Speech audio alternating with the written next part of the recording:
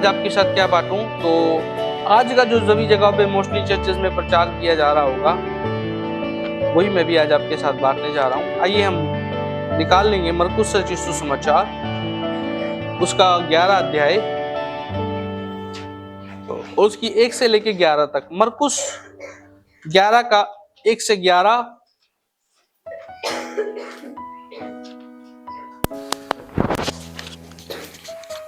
कोई भी ऊंची आवाज में जोर से पढ़ दे। जब वह यरूशलेम के निकट जैतून पहाड़ पर बैतफगे और बैतनिया के पास आए तो उसने अपने चेलों में से 2 को यह कहकर भेजा, सामने के गांव में जाओ और उसमें पहुंचते ही एक गदही का बच्चा जिस पर कभी कोई नहीं चढ़ा बंधा हुआ तुम्हें मिलेगा, उसे खोल लाओ।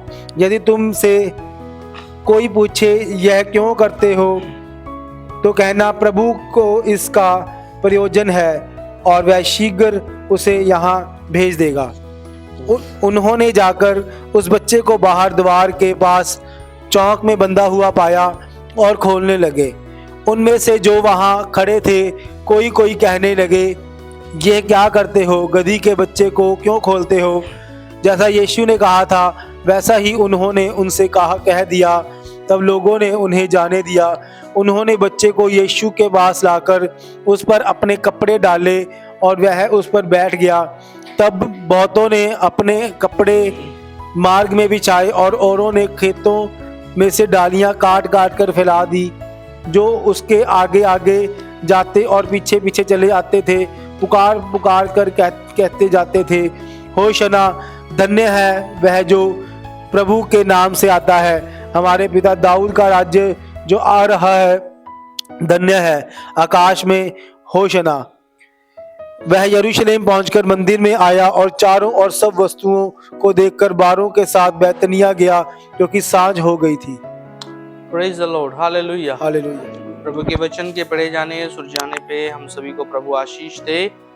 और इससे पहले कि हम इस वचन को हम समझे, पिछले साल भी मैंने ये वचन शेयर किया था, अगर आपको याद हो और आपकी मेमोरी शार्प है तो जरूर आपको ये याद होगा वचन। तो आज ये वचन जो है आज के दिन का ही है, हालेलुया। आज जो खजूर का एतवार माना जाता है, ये जो वचन पढ़ा जा रहा हमने, ये आज खजूर के दिन में ही हो रहा है, हालेलुया। ये जो लोग हैं संडे के दिन, इतवार के दिन खजूर की डालियां लेकर के क्या कर रहे हैं, यीशु मसीह के आगे पीछे जा रहे हैं। ओके, तो इससे पहले कि मैं जाऊं, उससे पहले एक चीज को मैं थोड़ा सा आपके साथ बांटना चाहता हूं। इन दिनों में आपको मालूम होगा, मैंने पहले भी ये बात शेयर की है, इन दिनों को बोला जाता है लेंट डेज। प्रभु यीशु मसीह के क्रूसिफिक्शन पर चढ़ाए जाने से पहले जो क्रिश्चियनिटी के अंदर एक प्रथा चली हुई है कि लोग 40 दिन के, खासतौर पे कैथोलिक लोग इतना उपवास नहीं रखते हैं, CNI के लोग भी इतना उपवास नहीं रखते हैं, जो मेन लाइन चर्चेस में हम इनको बोलते हैं। पर ये जो 40 दिन होते हैं, इनमें वो लोग क्या करते हैं, उपवास करते हैं। कुछ लोग चिकन छोड़ देते हैं, वो कहते हैं जी हम तो चिकन छोड़ रहे हैं, यानी हम बहुत बड़ा सैक्रिफाइस कर रहे हैं। कुछ लोग खाना भी छोड़ते हैं, ठीक है। पर एनी हाउ, ये जो एक सीजन कह लो क्रिश्चियनिटी में, एक उपवास का सीजन होता है, बहुत लोग उपवास रखते हैं। और इत्तेफाक से इन्हीं दिनों में कई बारी मुसलमानों का भी रोजे शुरू हो जाते हैं, तो वो लोग भी उपवास रखते हैं 40 दिनों के, हालेलुया। तो मैं आपको एक बात बोलना चाहूंगा कि जो उपवास है, ये हम एक रीति तो ना बनाए कि भाई जब ये लेंट डेज आते हैं तभी हम क्या करें, उपवास रखें, बाकी सालों के अंदर हम कुछ उपवास ही ना रखें। ये उपवास जो रखना है हमारे जीवन का एक क्या कहना चाहिए, लाइफस्टाइल हो जाना चाहिए। मैं काफी दिनों से सोच रहा था कि मैं उपवास रखूं, और यीशु मसीह ने भी जब अपनी सेविकाई की शुरुआत की तो सबसे पहले काम प्रभु यीशु मसीह ने क्या किया, 40 दिन उपवास में रहे, हालेलुया। मेरे प्रिय, मैं आपको बताना चाहता हूँ कि उपवास में बड़ी ताकत है। उपवास में, जिसको हिंदी में लोग व्रत बोल देते हैं, हम मसीह समाज में व्रत नहीं बोलते, हम इसको क्या बोलते हैं? उपवास बोलते हैं। इंग्लिश में इसको क्या बोल दिया जाता है? फास्ट बोलते हैं। और उर्दू में इसको रोजे भी बोलते हैं। पुराने जो क्रिश्चियन लोग होते हैं वो इनको रोजे ही बोलते हैं, ठीक है। तो ये जो फास्टिंग है ना मेरे प्रियो, अच्छी बात है। इन लेंट डेज में भी फास्टिंग रखो। मैंने भी पिछले दिनों में मेरे को, आपको मालूम है, शुगर की प्रॉब्लम कोरोना के बाद से हो गई। तो जिन लोगों को शुगर की प्रॉब्लम होती है उनके लिए फास्टिंग रखना बहुत मुश्किल होता है, लेकिन प्रभु का धन्यवाद हो, पिछले दिनों में मैंने पहले ट्रायल फास्टिंग की। मैं आपको आज जो पहली बात बताना चाह रहा हूं कि उपवास के लिए मैं आपको इनकरेज करना चाह रहा हूं कि आप उपवास जरूर रखा करें। मेरे दिल की ख्वाहिश थी काफी दिनों से, क्योंकि मैं पहले लंबी लंबी फास्टिंग्स रखा करता था पहले, और लेकिन जब से कोरोना के बाद से मेरे को शुगर की प्रॉब्लम हुई, फिर मैं नहीं रख पा रहा था, क्योंकि दवाई खानी पड़ती थी। तो सुबह उठते ही आपका स्टमक कुछ मांगता है, कुछ मिले, खाना मिले, और अगर आप नहीं खाओगे तो आपकी हालत बहुत खराब हो जाएगी। तो इससे पहले कि मैंने ये कंटिन्यू फास्टिंग रखी, मैंने 4-5 दिन केवल शाम तक की फास्टिंग रखी। मैंने देखा कि क्या मैं लंबी फास्टिंग रख सकता हूं, और प्रभु से मैंने उससे पहले क्या प्रार्थना की? प्रभु मेरी सहायता करो कि मैं उपवास रख सकूं। और प्रभु ने क्या की? मेरी सहायता की। तो मैंने शुरू के 4-5 दिन क्या करी, शाम तक की फास्टिंग रखी। जब मैंने देखा कि हाँ शाम तक की फास्टिंग रख सकता, और उस बीच में दवाई मत खा लेना, शुगर की दवाई, हाँ, क्योंकि शुगर आपका बिल्कुल डाउन हो जाएगा और फिर आप शायद प्रभु को प्यारे हो सकते हो। तो जब आप फास्टिंग में हो तब आपको दवाई खाने की जरूरत नहीं है, दवाई नहीं खानी है, क्योंकि शुगर आपकी दवाई डाउन करती है।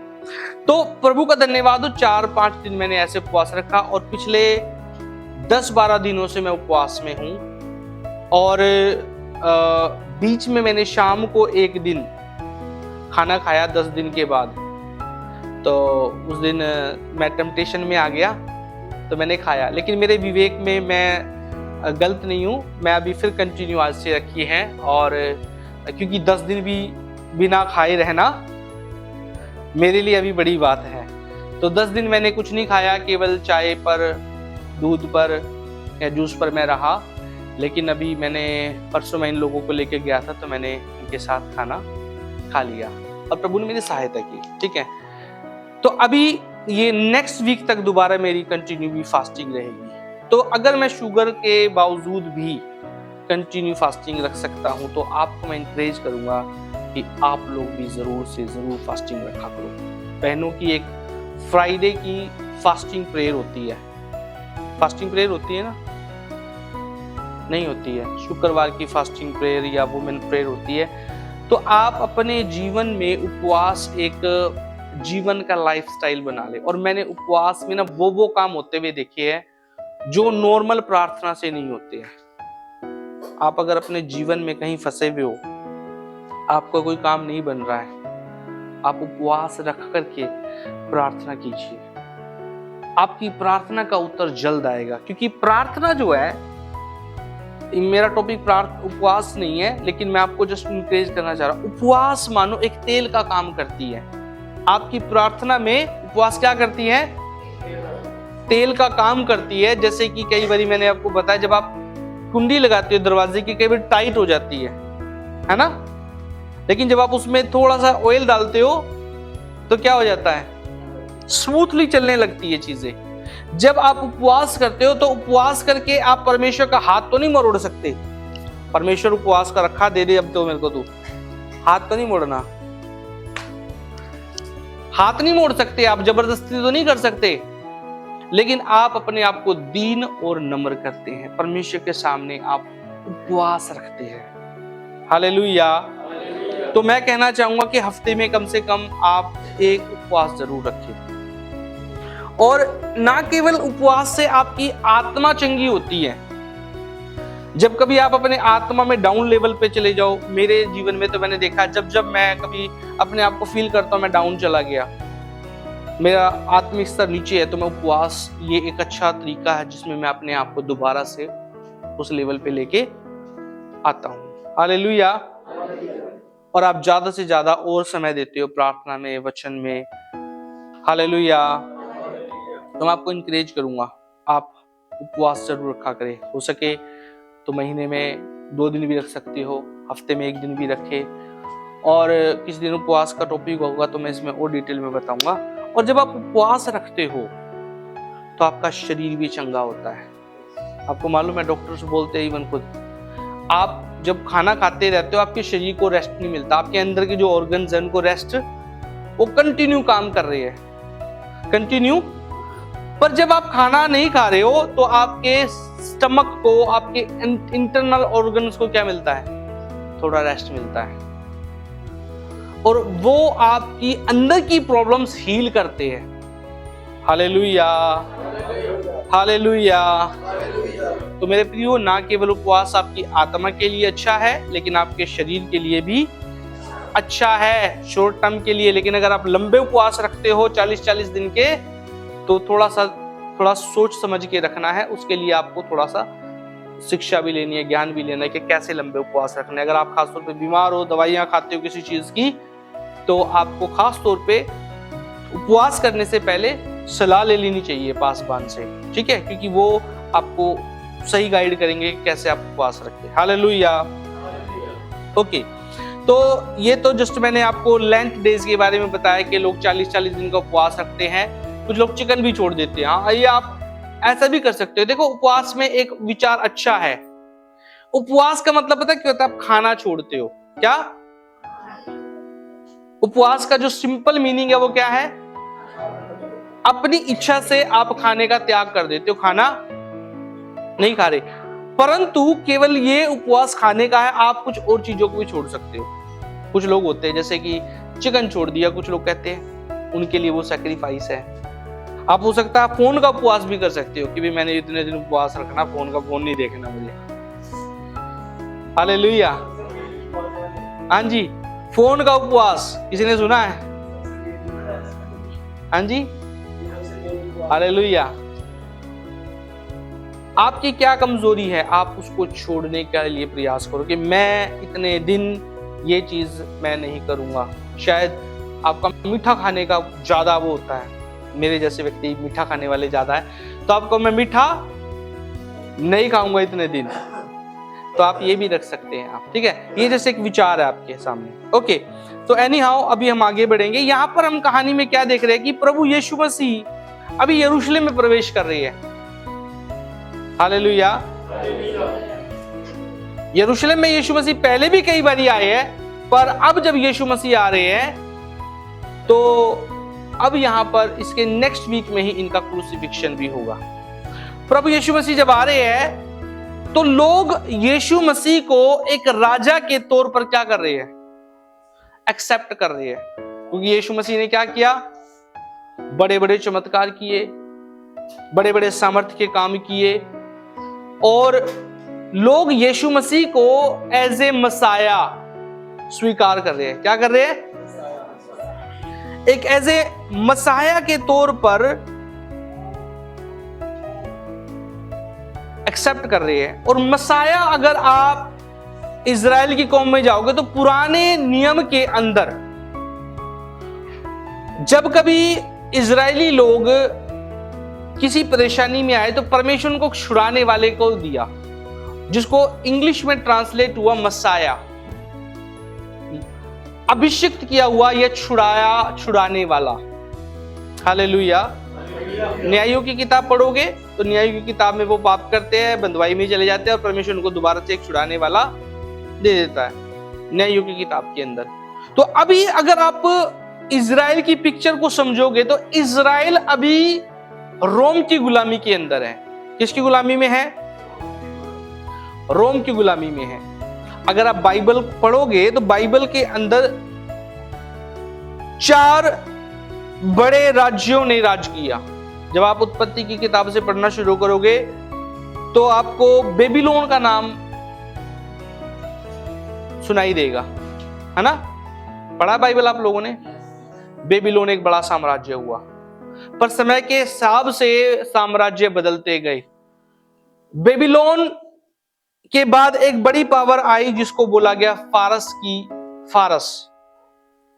उन्होंने बेबीलोन के ऊपर भी राज किया, बेबीलोन को खत्म कर दिया उसका साम्राज्य, और फारसी राज्य आया, फारस का राज।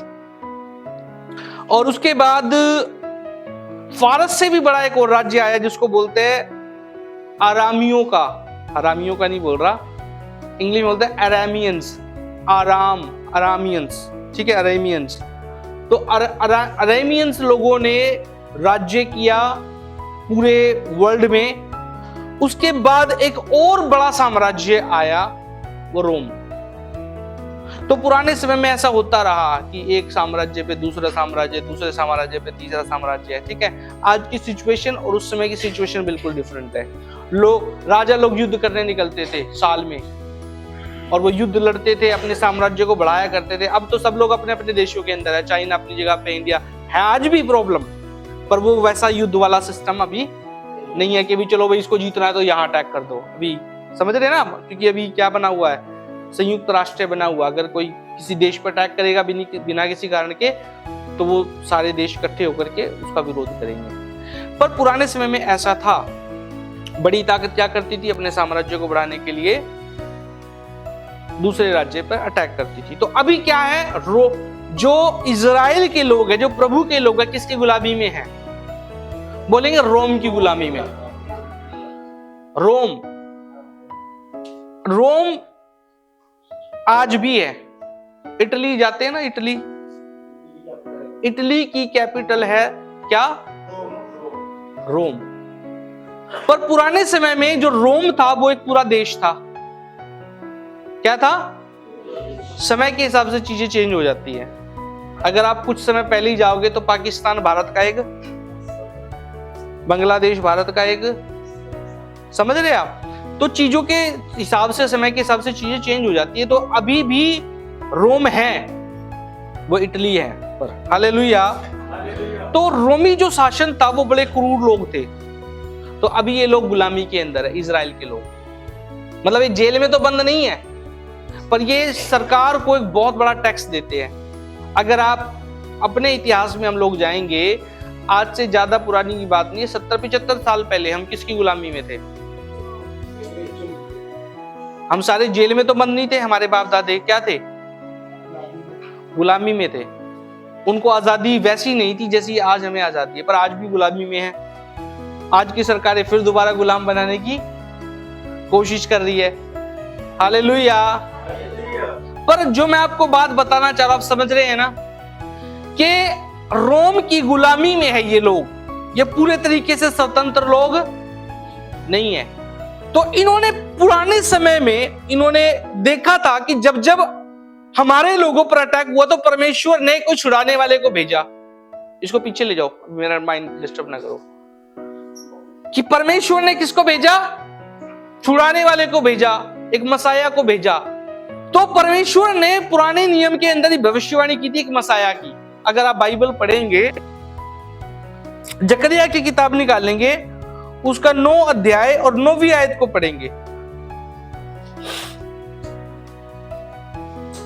जकरिया उसका 9 का 9 जल्दी से पढ़ दे कोई।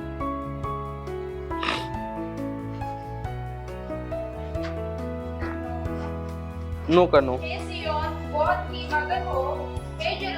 जय जयकार कर, क्योंकि तेरा राजा तेरे पास आएगा। वे धर्मी और उद्धार पाया हुआ है।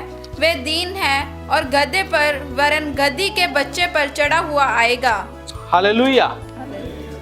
तो परमेश्वर के कलाम में पहले ही एक राजा की भविष्यवाणी की गई है कि हे यरूशलेम मगन हो, क्योंकि तेरा राजा आएगा। और उसका चिन्ह क्या दिया गया? वो किस पे आएगा?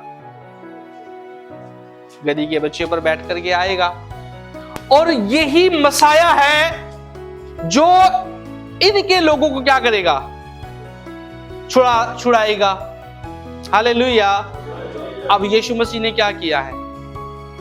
यीशु मसीह ने बड़े बड़े चमत्कार किए। अंधों को आंखें दे दी, गूंगों को जुबान दे दी, मुर्दों को जिंदा कर दिया। यीशु मसीह ने वो सारे काम किए जो परमेश्वर की सामर्थ्य के द्वारा होनी चाहिए। तो इज़राइल के जो लोग थे, उन लोगों ने यीशु मसीह को समझा कि भाई यही वो व्यक्ति है जो परमेश्वर की ओर से आया है और जो हमें क्या करेगा, रोम की गुलामी में से क्या करेगा, आजाद करेगा। हालेलुया। क्या यीशु मसीह मसाया था या है? और वो था उस टाइम भी। हालेलुया। तो इन लोगों ने यीशु मसीह को एक्सेप्ट किया एज ए मसाया, और इसीलिए अब यीशु मसीह किस पे आ रहे हैं? गधी के बच्चे पे आ रहे हैं। तो सारे प्रोफेसी यीशु मसीह फुलफिल कर रहे हैं, वो पूरी कर रहे हैं। तो अब जितने भी यीशु मसीह के चेले थे, जो और आम लोग थे, जो यीशु मसीह को अच्छे से जानते भी नहीं थे, पर है ना, क्या करने लगे अब? वो भी डालियां लेकर के खजूर की, हालेलुया, प्रेज द लॉर्ड। कभी आप बड़ी भीड़ में जाना, कोई बड़ी भीड़ हो रही हो, आय हल्ला हो रहा, और आप जाके किसी से पूछोगे ना कि भी क्या हो रहा, कई लोगों को तो कुछ पता। कहां जा रहे हो भाई? पता नहीं, ये सारे लोग जा रहे हैं, हम भी। हालेलुया। सच बोल रहा हूं, झूठ बोल रहा हूं? तो ये बड़ी भीड़ थी, यहाँ पे भी लोग हालेलुया, प्रेज द लॉर्ड। अभी भी आप यीशु मसीह के बड़े बड़े जहाँ पे सत्संग होते हैं वहां जाके चले जाओ, यीशु मसीह कौन है पता नहीं जी।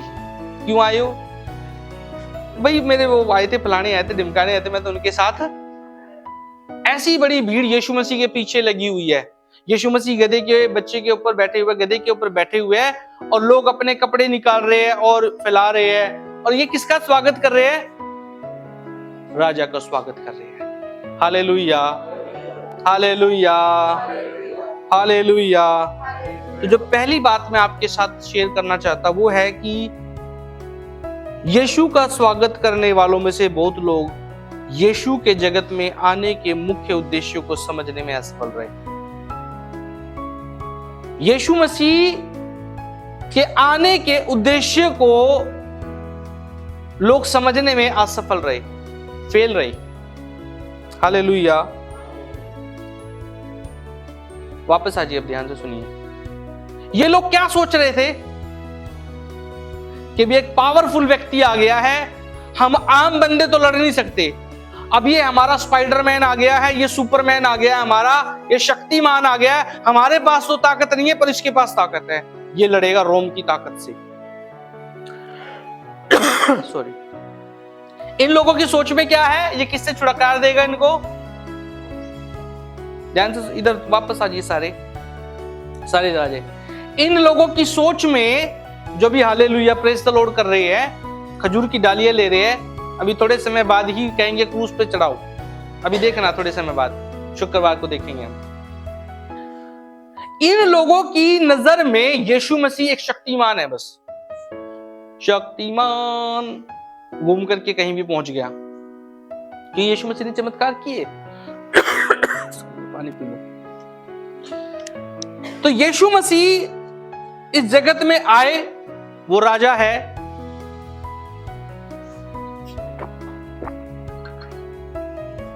परंतु ये उसके आने के उद्देश्य को पूरे तरीके से समझ। यीशु मसीह ने कहा मेरा राज्य इस दुनिया का, और यीशु मसीह को गद्दी पर बिठाना चाहते हैं। किसी गद्दी पर? दुनियावी राज्य के लिए। तो इन लोगों का जो सोच था वो गलत था यीशु मसीह के बारे में। तो आज भी क्या यीशु के बारे में लोग गलत समझते हैं? आज भी क्या लोगों यीशु मसीह को समझने में असफल है? आज भी है। ये मैंने पहले भी बताया, मैं आपको बता रहा हूं, प्रचार के बजे घूम फिर के वापस आते। आज भी लोग यीशु मसीह के मुख्य उद्देश्य को समझ नहीं पाते। उस समय भी यीशु मसीह का क्या उद्देश्य था? कि यीशु मसीह इस दुनिया में आए, पूरी मानव जाति के लिए मारे जाए, गाड़े जाए मुर्दों में से तीसरे दिन। ये परमेश्वर की योजना थी, और जो कोई विश्वास करेगा वो अनंत जीवन पाएगा। ये उस समय से योजना थी परमेश्वर की। पर उस समय के लोग क्या सोचने लगे कि यीशु मसीह तो भाई हमारा राजा बनेगा, और आज हमारी दृष्टि में यीशु मसीह कौन है? चंगा करने वाला केवल बाबा है। आज बहुत सारे चर्च, पिछले दिनों में मैं बता रहा था शायद कुछ चंगाई के बारे में ना, हाँ समन भाई को खड़ा किया था, याद है ना? क्या क्या क्या प्रचार था हमारा? क्रूस की कथा, है ना? आप चंगाई के ऊपर बहुत देर टिक, चंगाई होनी चाहिए, मैं हमेशा बोल रहा हूं, मैं उसकी सपोर्ट करता हूं, इवन मैं तो चाहता हूं कि चंगाई सभा हो, पर चंगाई करना हमारा उद्देश्य नहीं है। हमारा उद्देश्य क्या है? लोग प्रभु यीशु मसीह को जान जाए, वो उसका एक प्रोसेस है, बीच में हो जाएगा काम। चंगाई होनी चाहिए, वो सुसमाचार का एक हिस्सा है, पर चंगाई चंगाई चंगाई अंधे आंखें देख लिए, गूंगे ये हो गए जी, लंगड़े ये हो गए जी। और मैं आपको बता रहा हूं, अगर केवल उसी के ऊपर आपका बेस है, विश्वास है, तो एक बार चंगाई होगी और एक बार चंगाई शायद नहीं होगी। Hallelujah, hallelujah. लेकिन आज लोग किसकी तरफ भागना चाहते हैं? चंगाई की तरफ। भीड़ वहां पे बड़ी होगी। चमत्कार को क्या बोलते हैं? नमस्कार। आज बड़ी बड़ी भीड़ यीशु मसीह के पीछे है, केवल इसलिए कि उनको बीमारियों से चंगाई चाहिए। वो इसलिए नहीं आते कि मुक्ति चाहिए। बहुत से लोग जान भी जाते हैं। हालेलुया। लेकिन आज जितने यहाँ चर्च में बैठे हैं, सारी चर्च बड़ी बड़ी नहीं होती है, सारी चर्चेस बड़ी बड़ी नहीं होती। किसी चर्च में लाइफ टाइम के अंदर 200 भी लोग आ गए ना, तो उस व्यक्ति की एक बड़ी सफलता मैं कहूंगा। एक कॉमन सी जो बात बता रहा हूं आपको। हालेलुया। यीशु मसीह ने बड़े बड़े चमत्कार करने के बावजूद भी कितने चेले बनाए? 1200 भी बना सकता था, 1200 तो नहीं बनाया उसने। Hallelujah, hallelujah. मेरे प्रियो, मैं आपको बताना चाह रहा हूं, चंगाई आज लोगों का बेस बना हुआ है, लेकिन वो बेस जिस दिन चंगाई खत्म, उस दिन वो वापस उसी जगह से जहां से वो आए थे, वापस वहीं चले जाएंगे। पर मैं आज आपको बताना चाहता हूं, यीशु मसीह उससे कहीं बढ़कर के है। चंगा करने वाले बाबा से बढ़कर के यीशु मसीह कहीं बढ़कर के है। और वो कौन है? वो मुक्तिदाता है। कौन है वो? बोलेंगे यीशु मसीह मेरा मुक्तिदाता है। हालेलुया। अरे गाना अच्छा है, तू चंगा कर या ना कर, तू मेरा परमेश्वर है। हालेलुया। तो कभी अगर चंगाई नहीं हुई ना, निराश मत होना भाई। हालेलुया। कभी चंगाई नहीं हुई तो निराश मत होना। अगर आप एक परिपक्व व्यक्ति हो, पर चंगाई होनी चाहिए। मैं ये बिलीव करता हूं, चंगाई, आप कंफ्यूजन हो जाते हो कई बार मैं जब बोलता हूं, चंगाई होनी चाहिए, पर केवल चंगाई नहीं होनी चाहिए। हालेलुया। चंगाई तो एक जो शुरुआत है। ओके, तो आप लोगों के लिए यीशु मसीह चंगा करने वाला बाबा नहीं होना चाहिए। वो चंगा करता है, पर वो उससे बढ़कर के कौन है? मुक्तिदाता है। आजकल तो खैर सिस्टम चेंज हो गया, स्वतंत्रता ज्यादा आ रही है, अच्छी बात है। चलो, पत्नी ये छोड़ सकती है, पर पुराने समय में मैंने देखा, हमारी मम्मी की और पुराने समय की औरतों को आप देखोगे ना, पति मारते थे, कूटते थे, है ना, जैसे भी हाल में होते थे, रखते थे पत्नी को, पर पत्नी फिर भी बंधी हुई है। पत्नी आजकल तो थोड़ा सा क्या होता है, आजकल क्या होता है, छोड़ के चली जाती है। मैं जो आपको बताना चाह रहा हूं, शादी का जो रिश्ता है ना, वो जीवन और मृत्यु के साथ बंधा होता है। तो पुराने समय में ये आई थिंक एक अच्छा नमूना है। मतलब कि पति का गलत है, वो मारता था उसको, पर मैंने देखा हमारे पापा ने मम्मी को मारा, कूटा, शराबी भी, और पुरानी स्त्रियां इस बात की गवाही दे सकती है, पर वो छोड़ के वो घर भी चले जाते थे, तो थोड़े समय बाद वापस घर वाले बोलते थे, भाई तेरा घर तो जीवन भर। और जब पति बीमार भी हो जाए तो उसकी सेवा भी करनी। समझ रहे आप? परमेश्वर हमारा वो परमेश्वर है दुनियावी पति से कहीं बढ़ करके। हालेलुया। चाहे वो चंगा करे या ना करे, चाहे वो खाना दे या ना दे, चाहे वो मारे या कूटे, वो मेरा पति है। हालेलुया। मैं जीवन भर उसके साथ बंधी हुई। हालेलुया। जिस भी हाल में रखे यीशु मसीह के साथ बने रहना। हालेलुया। उसको छोड़ना मत। बस मेरी कोशिश यही रहती है, अगर कोई प्रभु के पास आया, प्रभु यीशु मसीह में अंत तक बना रहे। बोलो प्रभु यीशु के नाम की। तो पहली ये जो लोग थे खजूर की डालियां ले जाने वाले, ये क्या हो गए? यीशु को समझने में असफल हुए। आज भी बहुत सारे असफल है, ठीक है, पर आप और मैं उसमें असफल का मतलब फेल हुए वो लोग, पर हम फेल नहीं है। मैं बिलीव करता हूं आप में से हर एक व्यक्ति इस बात को समझ गया है। तो यीशु मसीह कौन है? मुक्ति दाता है। बोलो प्रभु यीशु के नाम की। हालेलुया। दूसरी बात कि प्रभु यीशु मसीह के बारे में अभी वचन पढ़ा कि प्रोफेसी की गई थी कि वो किस पर बैठ के आएगा। किस पर बैठ के आएगा? तो जो गद्दी पर बैठ करके आने का एक संदेश था, वो क्या था? पुराने समय में अगर आप देखोगे, राजा लोग अगर घोड़े पे बैठ के जा रहे हैं तो इसका मतलब क्या है? वो युद्ध के लिए जा रहे हैं। हाथी पे बैठ करके जा रहे हैं तो किसके लिए जा रहे हैं? कभी भी इतिहास में आप देखोगे कि कोई भी राजा गधे पे बैठ के जा रहा है। कभी सुना आप लोगों ने? कभी सुना आप लोगों ने? तो गधे पे बैठ के जाने का जो उस समय में मीनिंग था, समझ लेना, आज के समय में तो हो सकता है उसका मीनिंग गलत हो जाए। गधे पे बिठाने वाले को हम क्या समझ लेंगे? कई बारी उसकी बेइज्जती। कभी किसी की, कई बारी क्या होते हैं ना, किसी को पुराने समय में, अब तो सीधा मारते हैं लोग सीधा, पुराने समय में अगर मान ले किसी व्यक्ति ने गलत काम किया, किसी लेडीज को छेड़ दिया या कुछ लड़की को छेड़ दिया या कुछ गलत बात बोल दी, तो पिंडों में ऐसा होता था कि गधे पे बिठा करके उसका मुंह काला करके जूतों की चप्पलें होता था।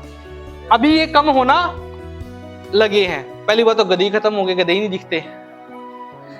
पहले गाड़ियां नहीं थी, पहले लोग गधों के द्वारा काम करते थे। तो उस समय की अगर आप देखोगे, उस समय में गाड़ियां नहीं थी, गधा उस समय की बहुत बड़ी एक सवारी थी। हालेलुया। वो एक कॉमन चलने की, जैसे साइकिल होगी, मोटरसाइकिल होगी, गधा होना भी बड़ी बात होती थी। हालेलुया। हालेलुया।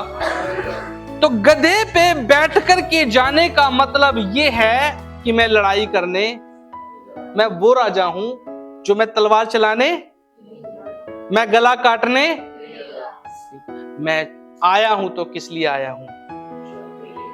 मैं शांति का राजकुमार। यीशु मसीह को नाम दिएगा शांति का राजकुमार। आइए मत्ती रचित सुसमाचार उसका 11 का 28 पढ़ेंगे।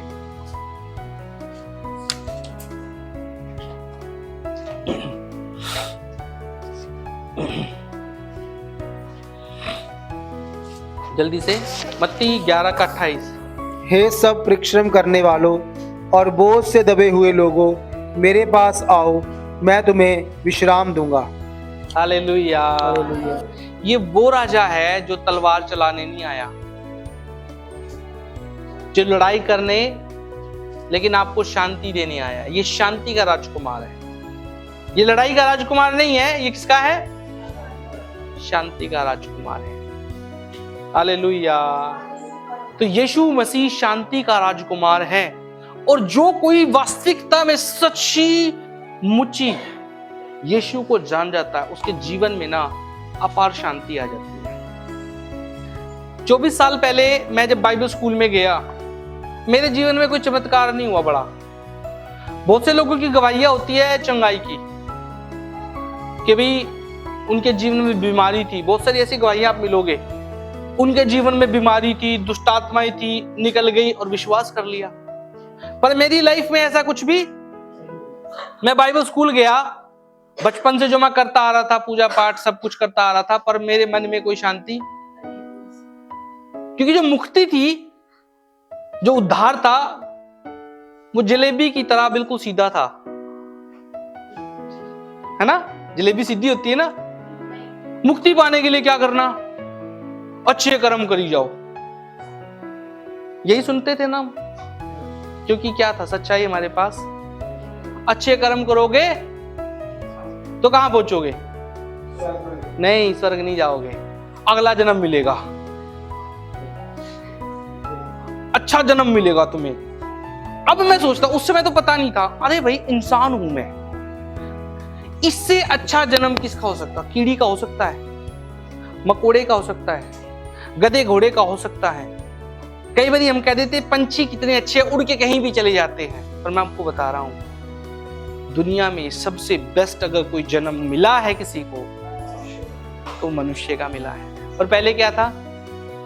फिर अगला जन्म अच्छा करोगे तो फिर उससे अच्छा जन्म मिलेगा आपको। मतलब ऐसा था कि जो मुक्ति है ना, 1,84 बार जन्म लेना, 1,84 कितने? 84 लाख, 1,84 बोलते हैं वैसे उनकी भाषा में। 84 लाख कितने होते हैं?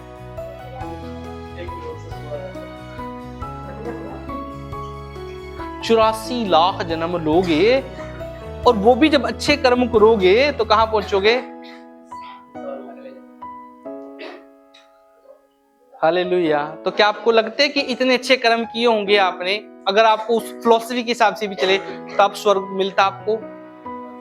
क्योंकि ये जो फिलॉसफी है ये इंसान की बनाई हुई है, कभी आपको मुक्ति मिलने वाली, आप घूमते रहोगे उस चक्र के अंदर। और जितनी भी फिलॉसफीज है वो सब पता किस पे बेस्ड है? केवल कर्मों पर। आप किसी भी धर्म में चले जाओ, क्योंकि बाइबल धर्म की बात नहीं बोलती, वो मुक्ति की बात बोलती है।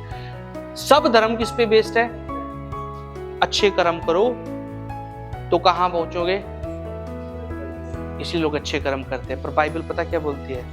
तुम्हारे अच्छे काम मैले चिथड़ों के समान है। कैसे है? और ये मैं साबित करके कई बार बताता हूं लोगों को।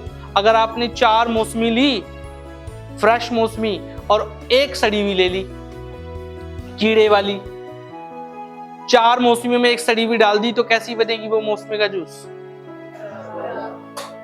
कीड़े वाली मौसमी। 4 तो बहुत बढ़िया है। अनिकेत पिलाओ तो पिएगा? आज्ञाकारी है, पी जाएगा, पी जाएगा। ये तो कुत्ता भी नहीं उठाए कीड़े वाला, पीने की तो बहुत दूर की बात है।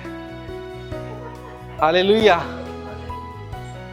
कोई उस जूस को पीने वाला नहीं है। तो जब आपके 4 अच्छे कर्म, 4 अच्छी मौसमी और 1 सड़ी हुई मौसमी मिलाने के बाद सारे खराब हो गए, तो जितने भी आप अच्छे काम क्यों ना कर लो, उसमें गलत भी होते हैं। मिक्स होने के बाद सारे कैसे है वो?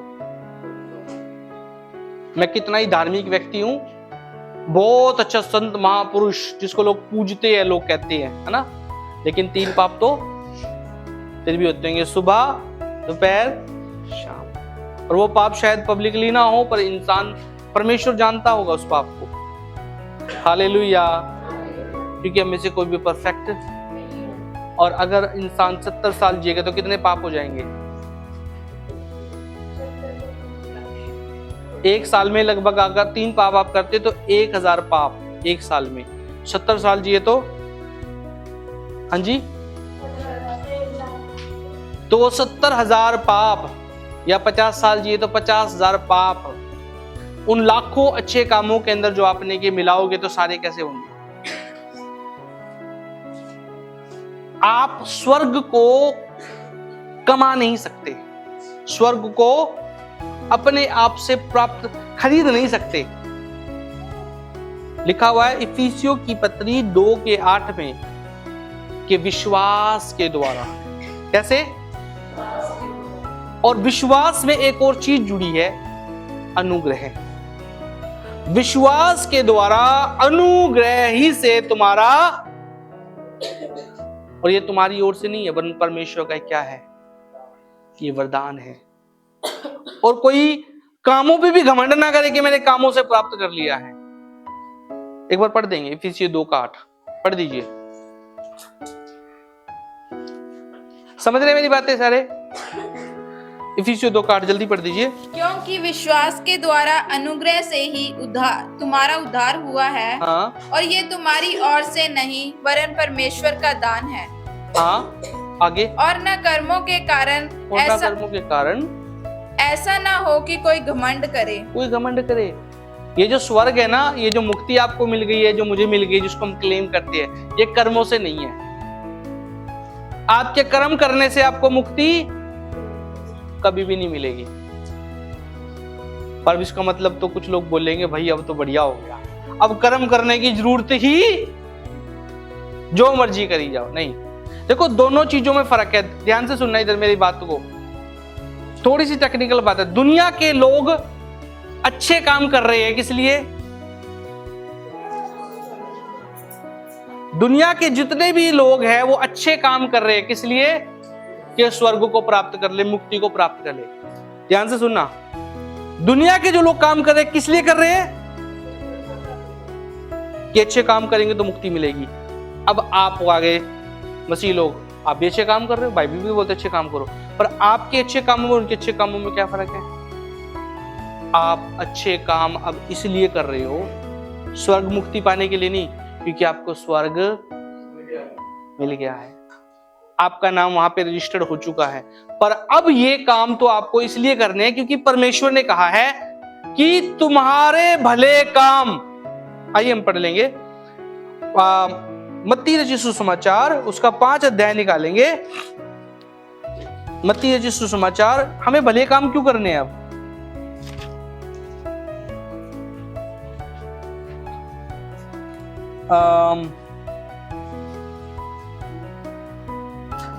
5 का 16 पढ़ दीजिए।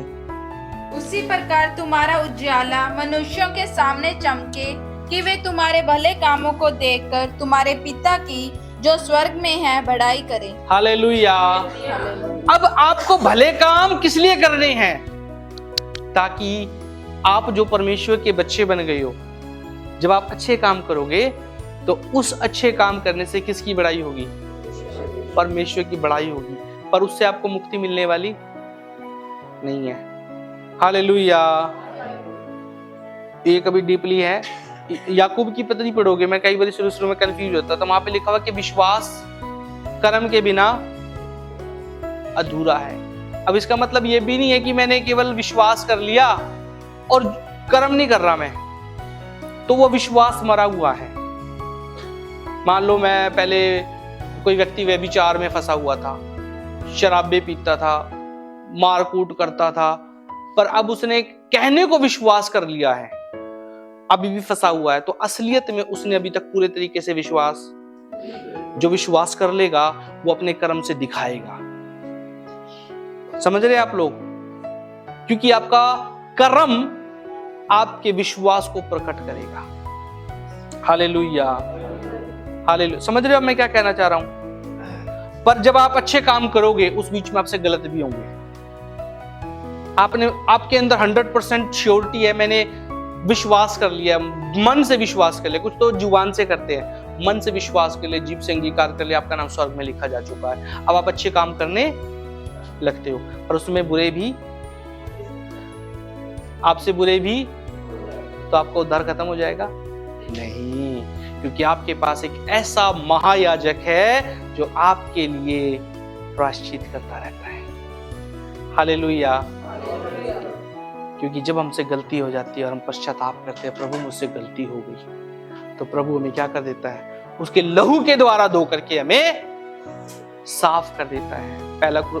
पहला यूहन्ना 1:9 में लिखा है कि यदि हम अपने पापों को मान ले तो वो हमारे पापों को क्षमा करने में विश्वास योग्य और धर्मी परमेश्वर है। पहला यूहन्ना 1:9। हालेलुया।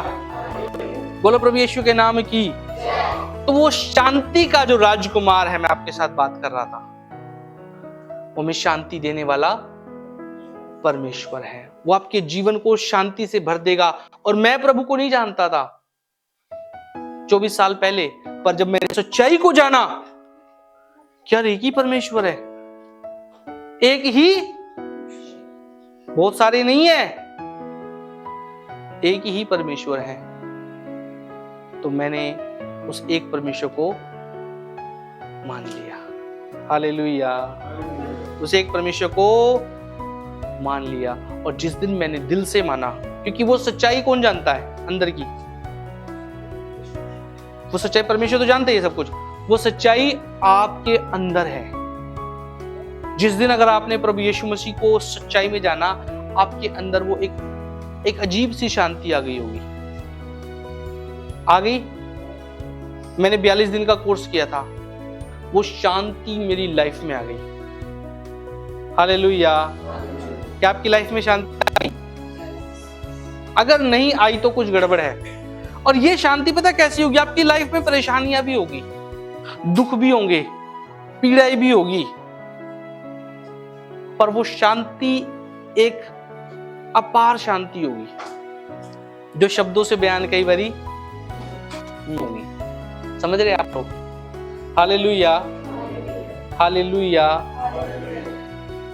एक और उदाहरण देना चाहूंगा। कई बारी आपकी लाइफ में शांति होने के बावजूद, प्रभु का कलाम कहता है शांति मैं तुम्हें दिए जाता हूं, पर फिर भी शांति कई बारी क्यों नहीं होती?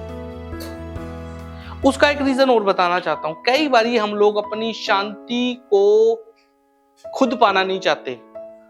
ध्यान से सुन लेना। एक उदाहरण मैंने एक बार एक माता का उदाहरण दिया था, याद है?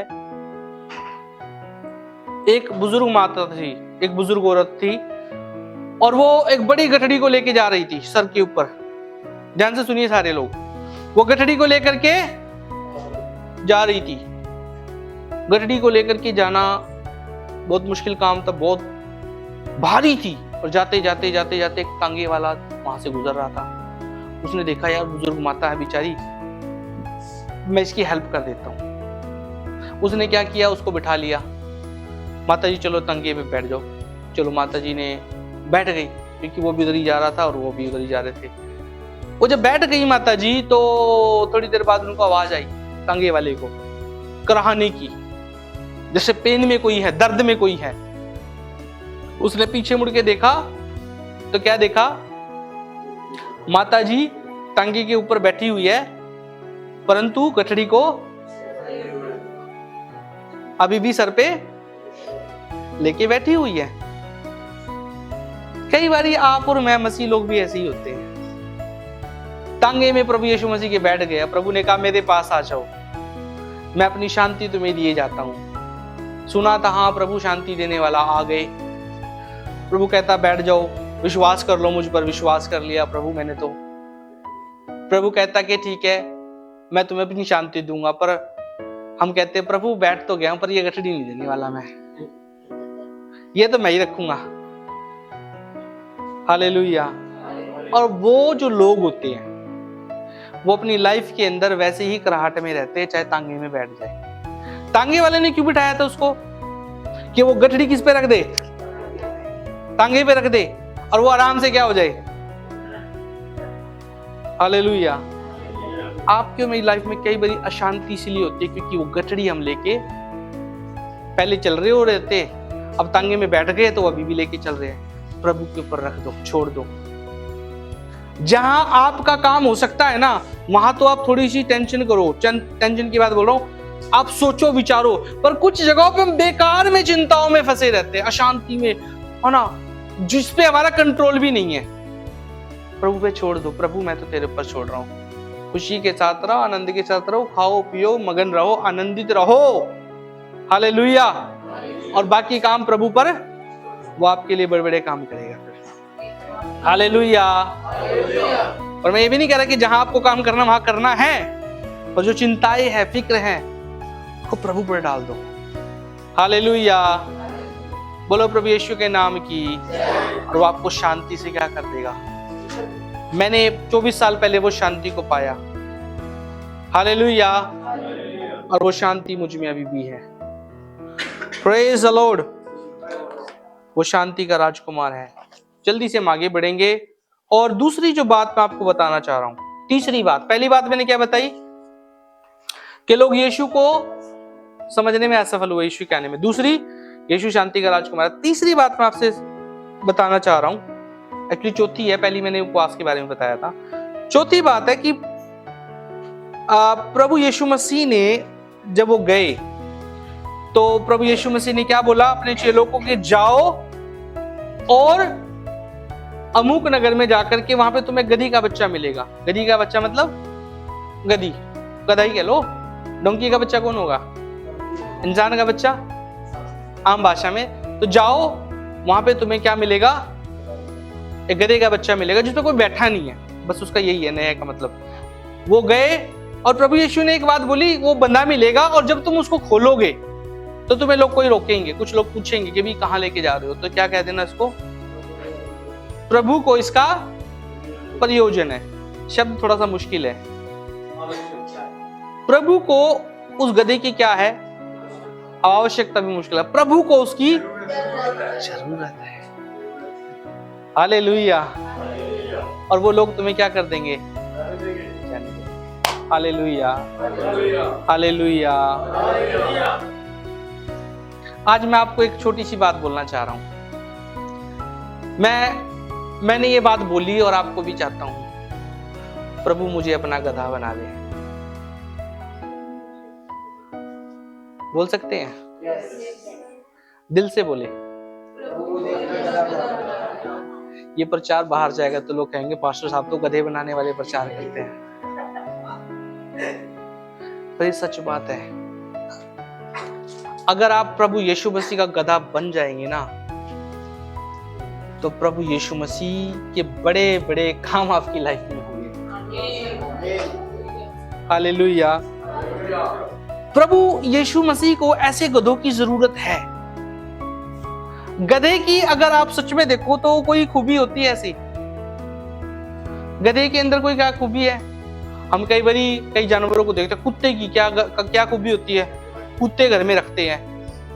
कुत्ते को क्यों रखते हैं? कई लोग बोलते हैं भाई इंसान से भी ज्यादा वफादार है।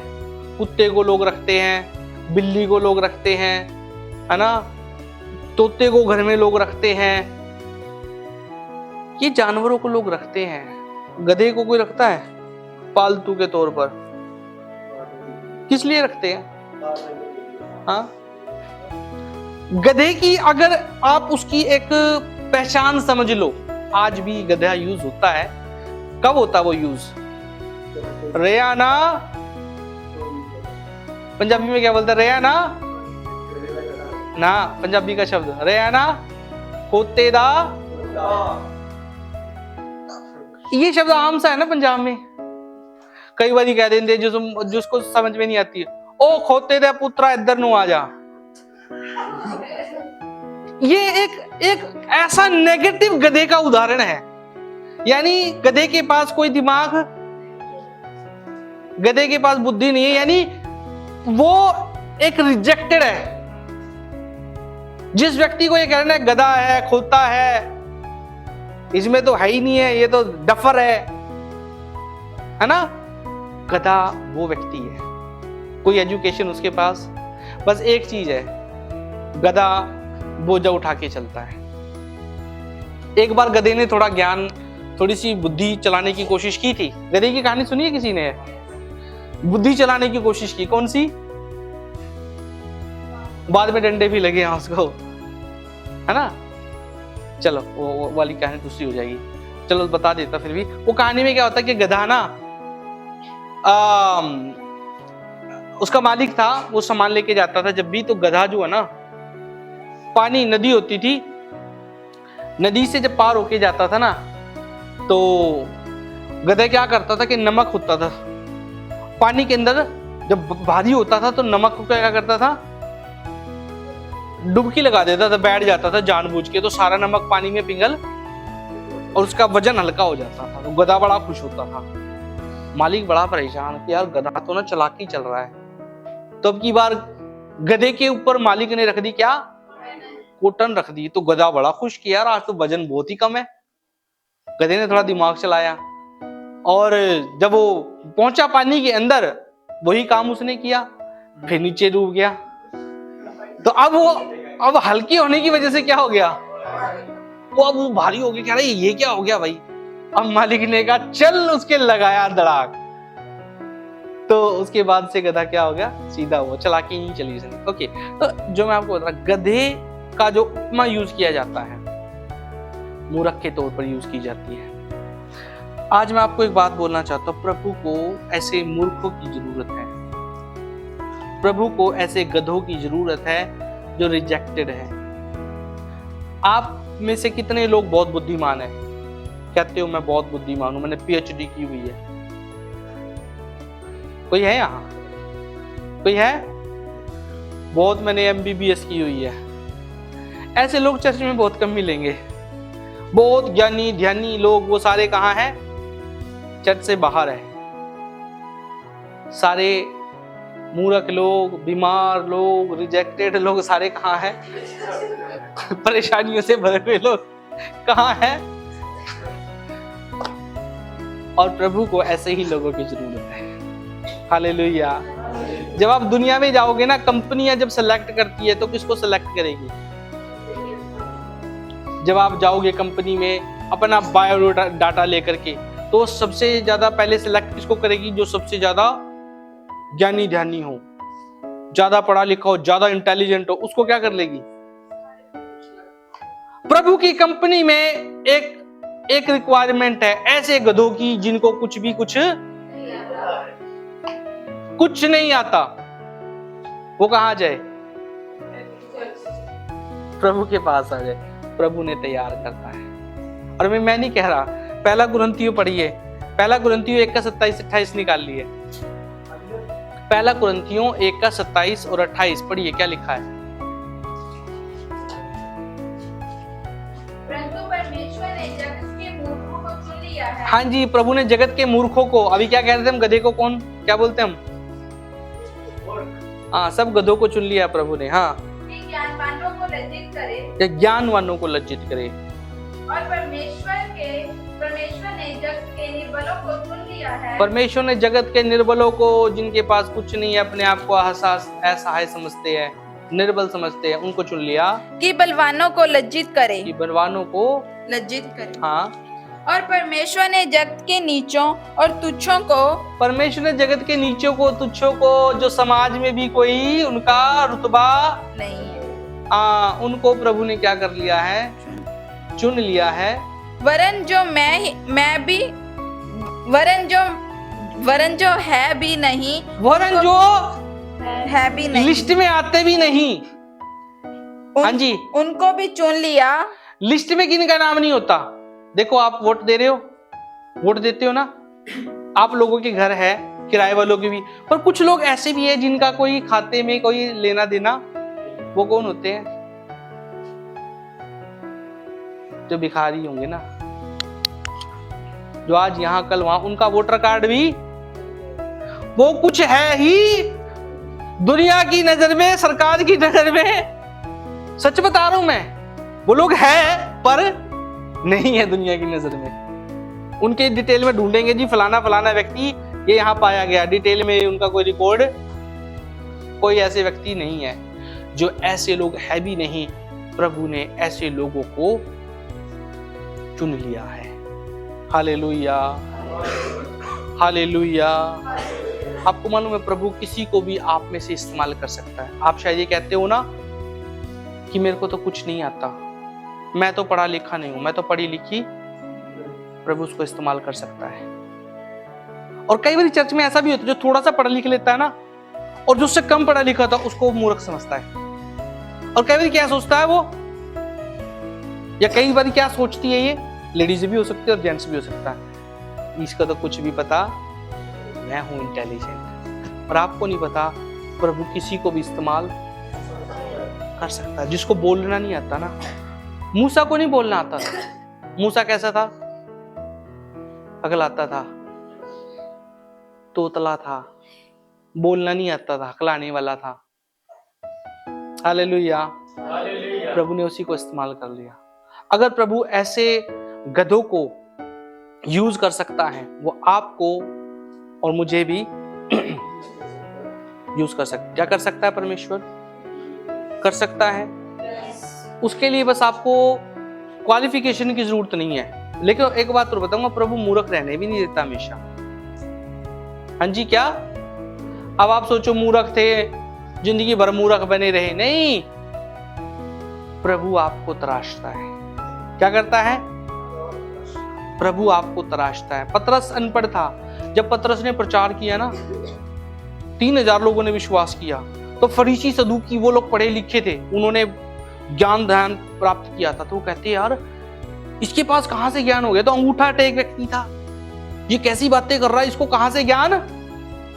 तो किसी ने बोला यीशु मसीह के साथ रहे।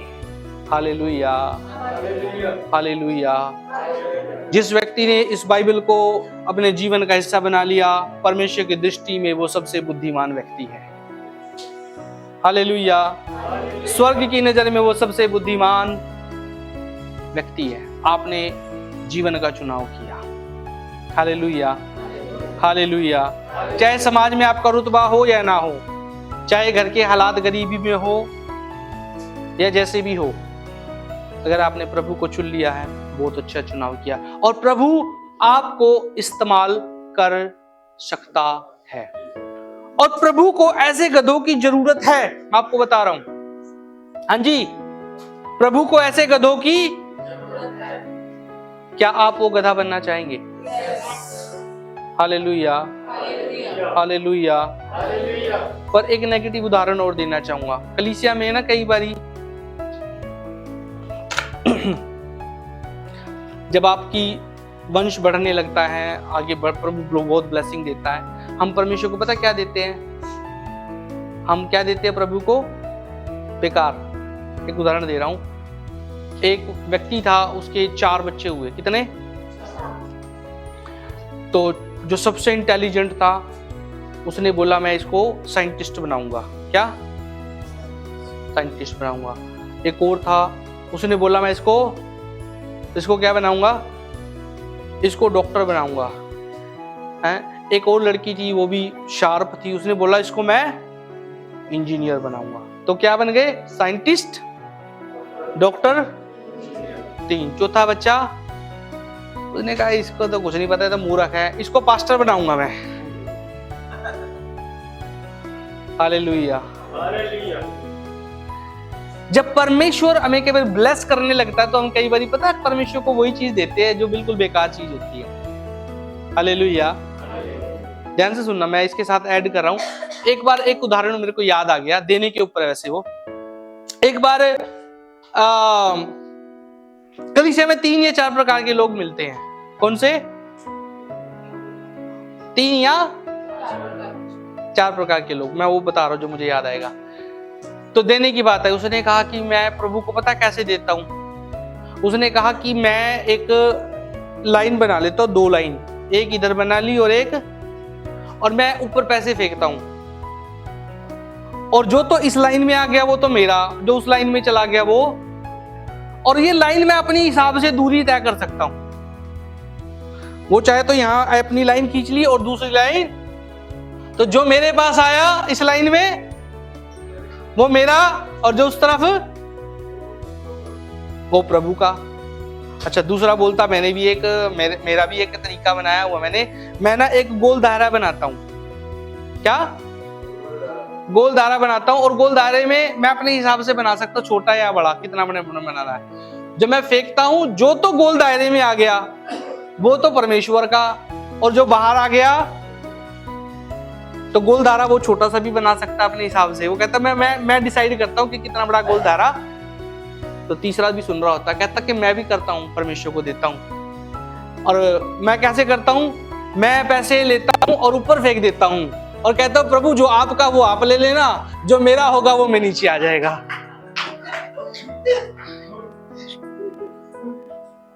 कलीसिया में ऐसे भी लोग हैं ना, परमेश्वर ले लेना जो लेना हो, बाकी मेरे को दे देना। हाँ जी, बात थी अभी किसकी? गधे की। तो परमेश्वर को कई बार हम देते हैं कलीसिया में से भी। जो इंटेलिजेंट बच्चा होगा उसको तो क्या करना है हमने? इंजीनियर बनाना, डॉक्टर बनाना, और जो बिल्कुल खराब होगा, जो निकम्मा होगा, जिससे सरदर्द होगा ना, वो क्या करेंगे हम? ये तो भाई चर्च में ही दे दो, इसका कुछ नहीं हो सकता। और जब थोड़ा ठीक हो जाएगा फिर हम लेने की भी कोशिश करते कई बार। मैं आपको बता रहा हूं, जो आपके पास बेस्ट भी है ना, उसको भी किसको दो? सारा कुछ प्रभु को दो। हालेलुया। मेरा पहला बेटा भी, दूसरा बेटा भी, तीसरा बेटा भी, चौथा बेटा भी, चौथी बेटी भी, 5वीं, इतने बच्चे तो नहीं चाहिए, खैर सारे बच्चे परमेश्वर के। Hallelujah, hallelujah. पर ये सच्चाई की बात है कि जो रिजेक्टेड होता है उसको हम चर्च में देते हैं और प्रभु ऐसे को चुन लेता है। Hallelujah, hallelujah. ओके, तो आज परमेश्वर को ऐसे मूर्ख लोगों की, जिनके पास ज्यादा ज्ञान ध्यान नहीं है, प्रभु को उनको जरूरत है। लास्ट बात बोल के मैं खत्म करना चाहूंगा।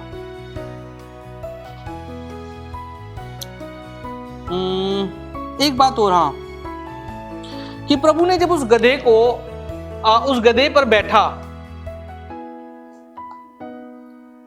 तो उस गधे के अंदर क्वालिटी तो नहीं थी, है ना? पर जब प्रभु बैठा वो आदर किसको मिला? किसको मिला? गधे को मिला ना। तो जब आप प्रभु को अलाउ करते हो आपके जीवन के अंदर काम करने के लिए, तो वो आदर आपको भी मिलेगा जो प्रभु को। पर कई बार आज लोग बंधे हुए हैं, बस क्या है, वो इस्तेमाल नहीं हो पा रहे हैं। बंधे हुए गधों को प्रभु इस्तेमाल, आज प्रभु को कहो, प्रभु मुझे खोल दे।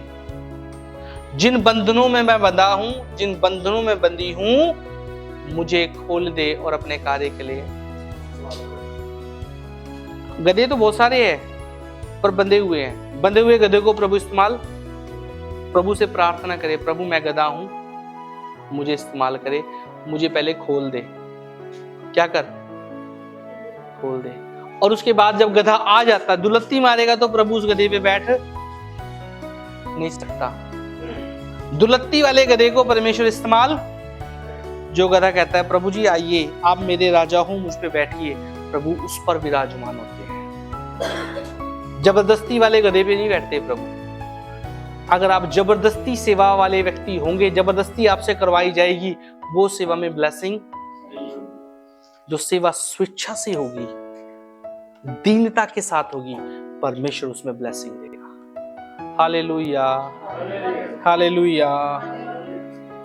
तो प्रभु को उन लोगों को छुड़ाना चाहता जो बंधन में है। 11:2 में लिखा हुआ है ना। तो प्रभु ने हमें अधिकार भी दिया। ऐसे बहुत सारे गधे हैं, तो उनको छुड़ाने का अधिकार हमें प्रभु ने दिया है। आज बहुत सारे ऐसे लोग भी हैं जो बंधनों में हैं, उनको छुड़ाने का अधिकार प्रभु ने कहा, जो कुछ तुम पृथ्वी पे खोलोगे वो स्वर्ग में खुल जाएगा, जो कुछ तुम पृथ्वी पे बांधोगे। Hallelujah, hallelujah. तो ऐसे लोगों को छुड़ाने की जिम्मेदारी किसकी है? चले गए थे गधे को खोलने के लिए। आज बहुत सारे आपके आस पड़ोस में लोग हैं जो बंधे हुए हैं, उनको छुड़ाने की जिम्मेदारी किसकी है? किसकी है? प्रभु के पास खुल करके लेके आए। आपने कभी प्रयास किया है ऐसे बंधे लोगों को चर्च में लाने की? क्या है? कभी लेकर आइए, उन लोगों को लेकर के आइए, उनको लेकर के आइए चर्च में, प्रभु यीशु के पास लेके आइए। प्रभु उनके जीवन में काम करेगा। आमीन, हालेलुया, हालेलुया। बोलो प्रभु यीशु के नाम की। आइए हम अपनी आंखें बंद करेंगे, प्रार्थना में जाएंगे।